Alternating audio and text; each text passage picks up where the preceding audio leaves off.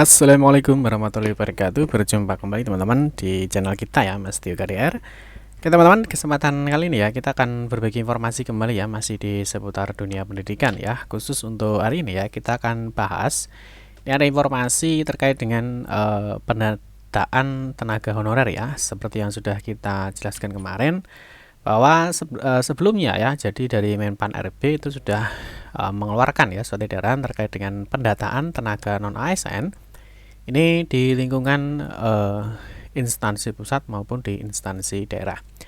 Nah, di kesempatan kali ini teman-teman ya, ini ada informasi terbaru ya. Ini penjelasan dari BKN bahwa tenaga honorer ini yang digaji dengan akun 51 ya, dengan akun 51.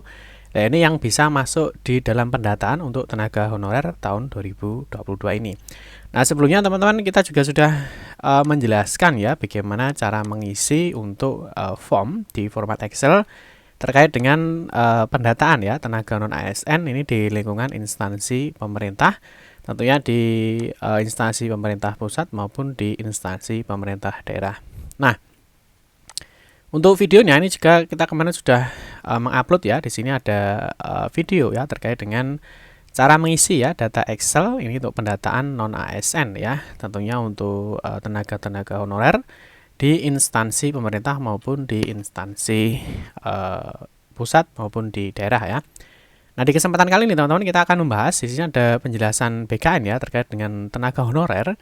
Ini yang digaji dengan akun 51 ya. Nah, selain akun 51 atau kode 51, di sini ada juga kode 52 dan juga kode 53. Ya, sebenarnya apa sih kode 51, 52 dan 53? Nanti kita akan bahas selengkapnya di video ini. Nah, tapi seperti biasa teman-teman kita ingatkan dulu ya, mungkin bagi kalian yang baru bergabung di channel ini atau mungkin baru melihat channel ini ya, jangan lupa klik tombol like dan subscribe, silahkan bunyikan lonceng notifikasi ya, biar Anda selalu mendapatkan informasi-informasi terbaru dari kita. Bagi kalian yang suka membaca berita, silahkan kunjungi saja di laman resmi kita ya, mastiokadea.com. Di sini kita akan berbagi informasi khususnya di seputar dunia pendidikan. Oke, kita kembali ke sini. Di sini ada penjelasan BKN ya terkait dengan tenaga honorer ini yang digaji dengan akun 51. Ini yang bisa masuk di pendataan ya. Artinya untuk pendataan tenaga honorer di tahun 2022 ini ya. Nah, tentunya nanti kita akan bahas juga sebenarnya apa sih kode akun 51, 52 dan juga 53. Nah, di sini kita kutip dari jpnn.com teman-teman ya. Di sini ada informasi terkait dengan cuma honorer yang digaji dari akun 51. Ini yang bisa masuk di aplikasi pendataan ya. Nah, di sini dijelaskan ya dari Pak Suherman ya. Nah, di sini dijelaskan bahwa Badan Kepegawaian Negara atau BKN ini telah menyelesaikan ya aplikasi pendataan honorer secara nasional. Jadi artinya nanti memang untuk pendataan tenaga honorer ini nanti akan menggunakan aplikasi yang dikeluarkan oleh BKN. Nah, aplikasi itu ya akan diluncurkan oleh Kementerian Pendayagunaan Aparatur Negara dan Reformasi Birokrasi atau Kemenpan RB dan BKN dalam waktu dekat. Jadi artinya memang kalau kita melihat di surat edarannya teman-teman untuk pendataan honorer itu sampai dengan Agustus ya. Jadi mungkin ini nanti akan segera dirilis aplikasinya sehingga nanti Badan Kepegawaian Daerah selaku yang melakukan pendataan honorer bisa segera untuk menggunakan aplikasi yang dikeluarkan dari BKN.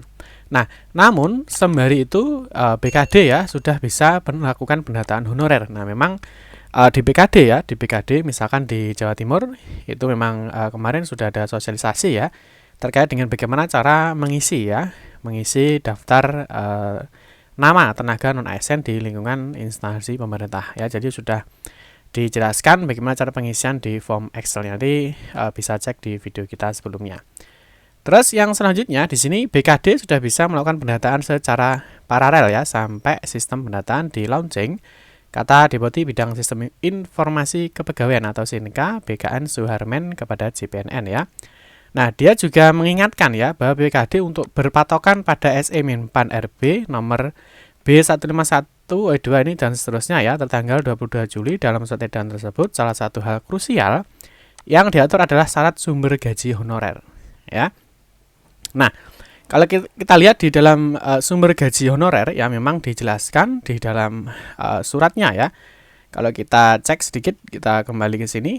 dijelaskan di dalam suratnya ya, memang di sini sangat jelas sekali ya, sangat jelas sekali bahwa yang bisa masuk di dalam pendataan untuk tenaga honorer di lingkungan instansi pemerintah ataupun pemerintah pusat maupun daerah. Di sini dijelaskan ya bahwa yang bisa masuk itu adalah poin B ya, atau 3B. Di sini mendapatkan honorarium dengan mekanisme pembayaran langsung yang berasal dari APBN untuk instansi pusat dan APBD untuk instansi daerah ya. Dan bukan melalui mekanisme pengadaan barang dan jasa baik individu maupun di pihak ketiga. Jadi artinya memang sudah jelas yang bisa ikut di dalam pendataan tenaga honorer itu yang memang mendapatkan honorarium ya dari APBN ataupun dari APBD. Nah, yang berikutnya di sini dijelaskan juga ya bahwa honorer yang ditata adalah yang sumber gajinya ya berasal dari APBN atau APBD, bukan pos anggaran belanja barang dan jasa. Artinya pembayaran dilakukan melalui komponen belanja pegawai langsung ya. Terus di sini juga dijelaskan bahwa Pak Suherman menjelaskan bahwa kalau berdasarkan Peraturan Menteri Keuangan atau PMK, maka mata anggaran kegiatan atau MAK ya dicatat dalam akun 51. Nanti kita akan cek apa sih sebenarnya akun 51 itu. Nah, sementara untuk belanja barang dan jasa dicatat dalam akun 52 ya, sedangkan belanja modal itu pada akun 53. Nah, kalau kita telusuri ya terkait dengan apa sih sebenarnya akun 51, 52 dan juga 53 ya. Kalau kita cek di berdasarkan peraturan resmi ya. Di sini ada Peraturan Menteri Keuangan nomor 101 ya. Nah, ini tentang klasifikasi anggaran ya, ini resmi ya, kita ambil dari jd.kemenku.go.id. Di sini dijelaskan terkait dengan klasifikasi jenis belanja ya, belanja dan jenis pengeluaran. Yang mana di sini ada belanja penyelenggaraan pemerintah pusat. Nah, di sini ada kode 51. Nah, sebenarnya apa sih kode 51? Nah, kode 51 di sini masuk di dalam belanja pegawai. Nah, penjelasannya kompensasi dalam bentuk uang maupun barang yang diberikan kepada pegawai negeri, pejabat negara dan pensiunan serta pegawai honorer. Nah, di sini ya. Jadi kode 51 masuk ke dalam pegawai honorer yang akan diangkat sebagai pegawai lingkup pemerintah baik yang bertugas di dalam maupun di luar negeri sebagai imbalan atas pekerja yang telah dilaksanakan dalam rangka mendukung tugas dan fungsi unit organisasi pemerintah. Nah, di sini di akun 51 dijelaskan bahwa belanja pegawai ini dipergunakan untuk ya salah satunya adalah belanja gaji dan tunjangan yang melekat pada pembayaran gaji pegawai pemerintah maupun pegawai pemerintah negeri maupun PNS dan TNI Polri. Nah, di sini ada belanja gaji dokter pegawai tidak tetap. Nah, kalau kita lihat langsung di bagian poin 9 ya. Di poin 9 di sini dijelaskan bahwa belanja pegawai honorer. Nah, ini ya.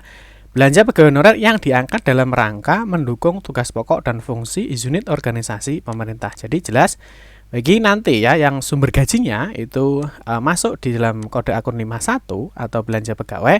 Tentunya di sini untuk tenaga-tenaga honorer ya atau pegawai honorer itu masuk di poin 9 yaitu belanja pegawai honorer yang diangkat dalam rangka mendukung tugas pokok dan fungsi unit organisasi pemerintah. Ya, bisa dipahami ya. Nah, berikutnya di sini juga ada kode 52 ya. Kode 52 itu adalah belanja barang ya. Nah, pengeluaran untuk pembelian barang atau jasa yang habis pakai untuk memproduksi barang dan atau jasa yang dipasarkan maupun yang tidak dipasarkan serta pengadaan barang yang dimaksud untuk diserahkan atau dijual kepada masyarakat di luar kriteria belanja bantuan sosial serta belanja perjalanan. Di sini jelas ya, ada misalkan belanja keperluan perkantoran, belanja bahan dan seterusnya. Nah, yang terakhir di sini ada kode 53. Ya, kode 53 ini adalah belanja modal, teman-teman ya.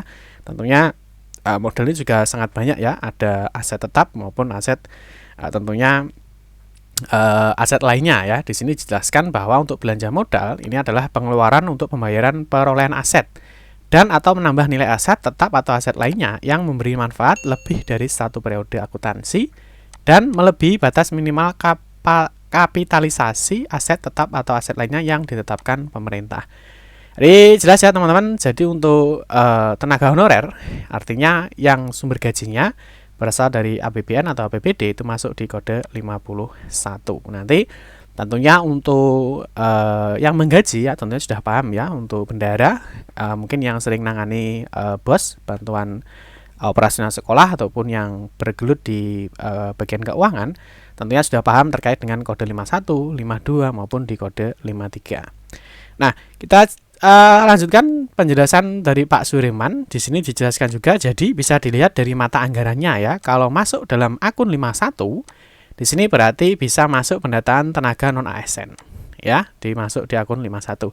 Nah, sebaliknya sambung Pak Suharman, bila gaji honorer dibayar dari akun 52 ya, seperti yang sudah kita jelaskan untuk barang dan jasa dan juga ada modal, maka tidak bisa masuk ke dalam pendataan. Ini Pak Suharman menjelaskan hal ini masalah mekanisme pembayaran saja, namun soal pertanggungjawaban anggarannya berdasarkan akun standar yang sudah diatur dalam Peraturan Menteri Keuangan.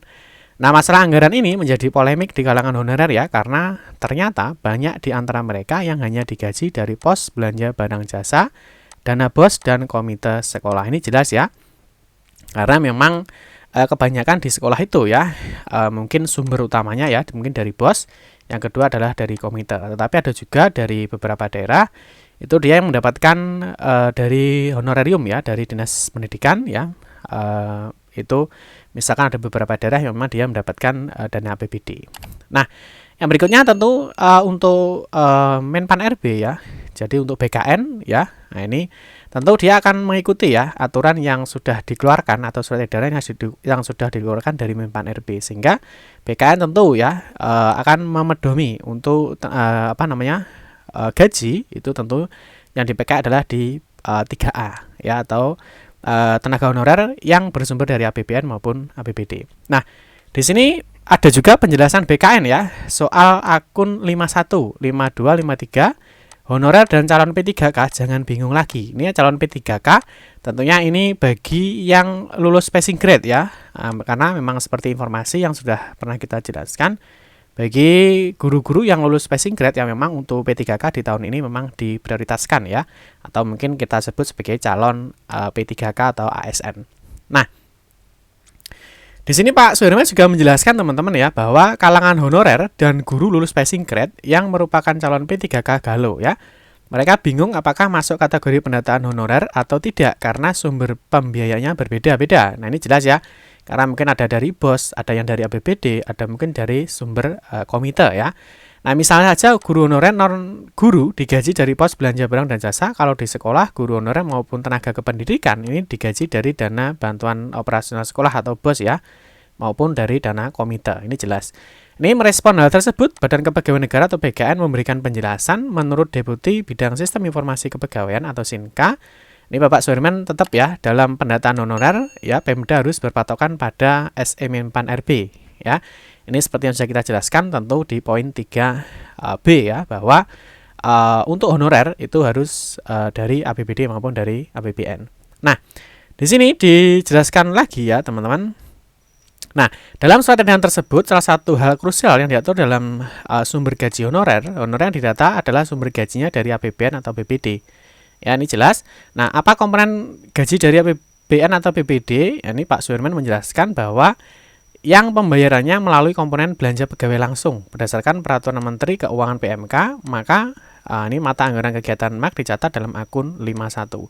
Di sisi lain, belanja barang dan jasa dicatat dalam akun 52, dan sedangkan untuk belanja modal ini dalam akun 53. Nah, berikutnya jadi bisa dilihat dari mata anggarannya ya. Kalau masuk dalam akun 51 berarti bisa masuk di pendataan tenaga non ASN.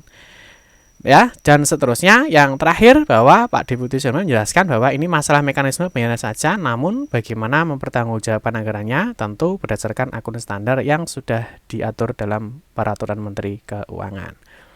Nah, oke teman-teman ya, jadi tentunya dari BKN ya tetap akan menggunakan aturan sesuai dengan SE Menpan ya. Sekali lagi terkait dengan tenaga honorer yang bisa masuk di dalam pendataan ya, tentunya di poin 3B ya, tentunya mendapatkan honorarium ya, yang pembayaran langsung ya berasal dari APBN maupun di APBD. Nah, kita doakan teman-teman ya, semoga semua tenaga honorer bisa masuk di dalam pendataan sehingga ada angin segar ya, atau mungkin nanti bisa ikut di dalam seleksi P3K maupun di CPNS. Oke teman-teman, cukup sekian saja informasi yang dapat kami sampaikan ya. Mohon maaf jika ada salah-salah kata dalam memberikan informasi dan penjelasan. Kita berjumpa kembali di video-video berikutnya. Saya akhiri, wassalamualaikum warahmatullahi wabarakatuh.